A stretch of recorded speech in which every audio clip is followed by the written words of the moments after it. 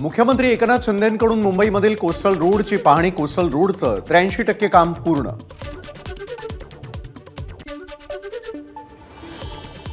Coastal रोडला कोणत्याही प्रकारचा टोल लागणार नाही, मुख्यमंत्री एकनाथ शिंदेंची घोषणा.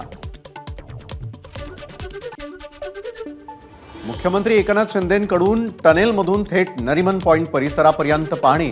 तसंच मरीन ड्राईव्हवरती मुख्यमंत्र्यांकडून साफसफाई. मुख्यमंत्र्यांनी चहल यांचं काम करण्यापेक्षा निवडणूक घ्यावी, स्वच्छतेसाठी पालिका आहे, सुळेंचा शिंदेंना टोला.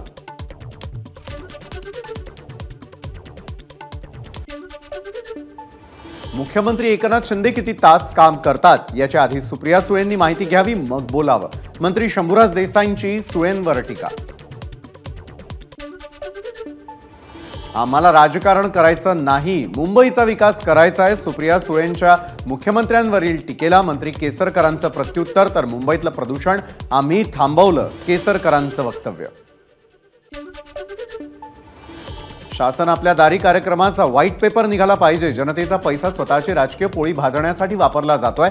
सुप्रिया सुळेंची शासन आपल्या दारी कार्यक्रमावर टीका. शासन आपल्या दारी हा लोकाभिमुख कार्यक्रम 2,20,00,000 लोकांना त्याचा लाभ मिळालाय. येणाऱ्या निवडणुकीमध्ये जनता विरोधकांचं ऑडिट करेल. मुख्यमंत्री शिंदेंचा सुप्रिया सुळेंवर पलटवार. अजित पवारांच्या कामाची स्टाईल मुख्यमंत्र्यांनी हेरली. अजितदादांचं कौतुक करत सुप्रिया सुळेंची मुख्यमंत्र्यांवर टीका. कुणी काय बोलावं हा त्यांचा अधिकार, आम्ही विकास आणि कामं करणारे लोक आहोत. सुप्रिया सुळेंनी केलेल्या कौतुकानंतर अजित पवारांचं प्रत्युत्तर.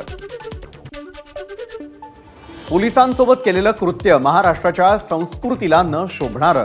पोलिसांना मारहाण करणाऱ्या आमदार सुनील कांबळेंवर सुप्रिया सुळेंची प्रतिक्रिया. वय झाल्यानंतर थांबायचं असतं, पण काही जण ऐकत नाही. 80 वय झालं तरी काही जण निवृत्त होत नाहीत. अजित पवारांचा शरद पवारांवर निशाणा. बाप कधी रिटायर होत नसतो, बाप बाप असतो. जितेंद्र आव्हाडांचा अजित पवारांना टोला. 84 वर्षांच्या तरुणाला तुम्ही थांबा म्हणतात, मात्र राज्यातील शेतकऱ्यांचे प्रश्न तुम्ही सोडवू शकत नाही, म्हणून 84 वर्षांचा तरुण सातत्यानं लढा देतोय. शरद पवार गटाचे नेते राजापूरकर यांची अजित पवारांवर टीका. मोदी 18 तास काम करतात. विकासाला गती देण्याचं काम मोदींनी केलं. नरेंद्र मोदींना तिसऱ्यांदा पंतप्रधान करायचंय. अजितदादांकडून मोदींचं कौतुक. मराठा आरक्षणाला कुणाचाही विरोध नाही, मात्र कायदा हातात घेतल्यास कुणाचाही मुलाहिजा ठेवणार नाही. उपमुख्यमंत्री अजित पवारांचा इशारा. काही जण मुंबईमध्ये येण्याची भाषा करतात. अजित पवारांची मनोज जरांगेंवर टीका. बारामतीचे मराठेच अजित पवारांचा राजकीय कार्यक्रम संपवतील. मनोज जरांगेंचा अजित पवारांवर टीका. तर अजित पवारांनी भानावर यावं, जरांगेंचा अजित पवारांना सल्ला. ठाण्यामध्ये काही जणांकडून दहशत निर्माण करण्याचा प्रयत्न. ठाण्यामध्ये वाचाळवीरांची संख्या वाढली आहे. अजित पवारांचा जितेंद्र आव्हाडांवर नाव न घेता निशाणा. वाढत्या नागरीकरणामुळे ठाणे जिल्ह्यामध्ये गुन्हेगारी जास्त. मुख्यमंत्र्यांचं अपयश नाही. उपमुख्यमंत्री अजित पवारांकडून मुख्यमंत्र्यांची पाठराखण. विधानसभा अध्यक्ष राहुल नार्वेकर आणि मुख्यमंत्री एकनाथ शिंदे यांच्यामध्ये वर्षा बंगल्यावर चर्चा.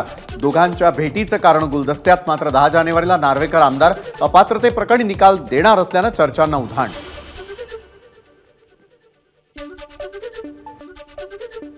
इंडिया आघाडी ईव्हीएम बंदीबाबत आग्रही. दिल्लीच्या बैठकीत ठराव मंजूर. खासदार संजय राऊतांची माहिती. शिवडी नावाशिवाय सी लिंकनं रायगडचं वाटोळं होणार आहे. रायगडच्या जमिनीवरती अनेकांचा डोळा. राज ठाकरेंचा इशारा.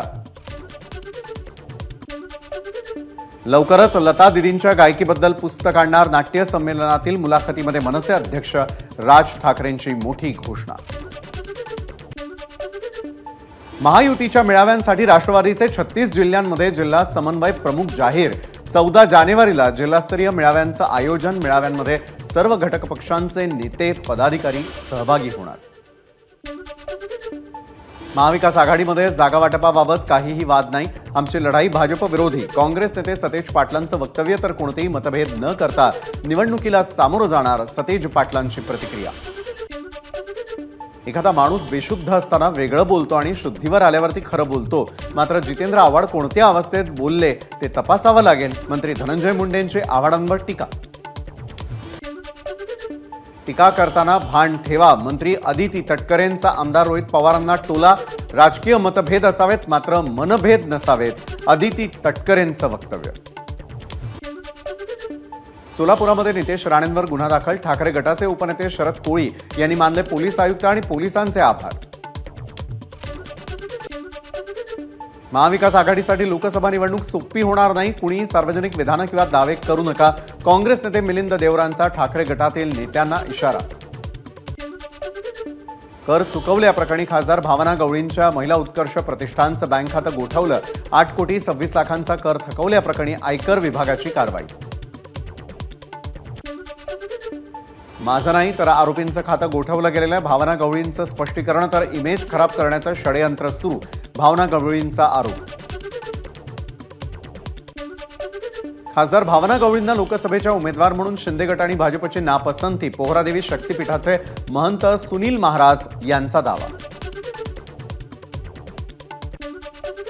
सुनील केदार यांच्या जामिनाला राज्य सरकारचा कडाडून विरोध. सुनील केदार आणि इतर आरोपींनी थंड डोक्यानं गुन्हा केला. राज्य सरकारकडून उच्च न्यायालयामध्ये प्रतिज्ञापत्र. पालघर लोकसभेवर शिंदे गटाचाच दावा. नरेश म्हस्केंनंतर खासदार श्रीकांत शिंदेंचं स्पष्टीकरण, तर पालघर लोकसभेचे महायुतीचे पुढील उमेदवार राजेंद्र गावितच, श्रीकांत शिंदेंची माहिती. भटकंती करायला गेलेल्यांना परत घरात घेणार नाही, उद्धव ठाकरेंचा शिंदे गटात गेलेल्यांना इशारा.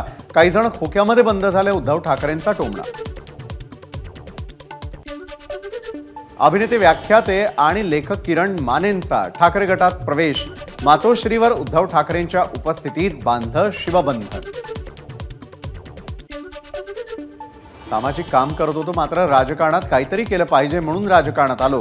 ठाकरे गटामध्ये प्रवेश केल्यानंतर अभिनेते किरण मानेंची प्रतिक्रिया. आमदार राम कदम यांचं उद्धव ठाकरेंना पत्र. आव्हाडांनी रामाची केलेली चेष्टा तुम्हाला मान्य आहे का? प्रभू रामाची चेष्टा सुरू असताना उद्धव ठाकरे राऊत गप्प का? कुठे गेली तुमची हिंदुत्वाची भाषा? राम कदमांचा पत्रातून उद्धव ठाकरेंना सल्ला. इंडिया आघाडीसोबत जाण्यासाठी माझी कोणासोबतही चर्चा झाली नाही, वंचितचे अध्यक्ष प्रकाश आंबेडकरांची माहिती. तर जागा वाटपावर आमची कुणाशीही चर्चा झालेली नाही, आंबेडकरांची प्रतिक्रिया. मराठ्यांना वेगळं आरक्षण पाहिजे असेल तर मदत करतो, वंचितचे अध्यक्ष प्रकाश आंबेडकरांचा. मनोज जरांगेंना सल्ला, मात्र आमच्या ताटात येऊ नका, आंबेडकरांचं आवाहन. ओबीसीतूनच आरक्षण मिळवून दाखवणार, छगन भुजबळांच्या टीकेला मनोज जरांगेंचं उत्तर. बावचळलेपणामुळे ओबीसींचं आरक्षणही घालवाल, भुजबळांचा एकेरी उल्लेख करत जरांगेंची टीका. पंतप्रधान नरेंद्र मोदींची 12 जानेवारीला नवी मुंबईमध्ये सभा. MTHLच्या उद्घाटनाच्या कार्यक्रमाच्या निमित्तानं सभेचं आयोजन. नवी मुंबईतील विमानतळ परिसराची मुख्यमंत्र्यांकडून पाहणी. शरद मोहोळ हत्या प्रकरणामधील आरोपी वकिलांना कोर्टामध्ये रडू कोसळलं. आम्ही काहीही केलं नाही, आरोपींचा आम्हाला सरेंडर होण्यासाठी फोन आला, आम्ही त्यांना तोच सल्ला दिला, तीच माहिती आम्ही पोलिसांना दिली, वकिलांची कोर्टात माहिती. एबीपी माझा, उघडा डोळे बघा नीट.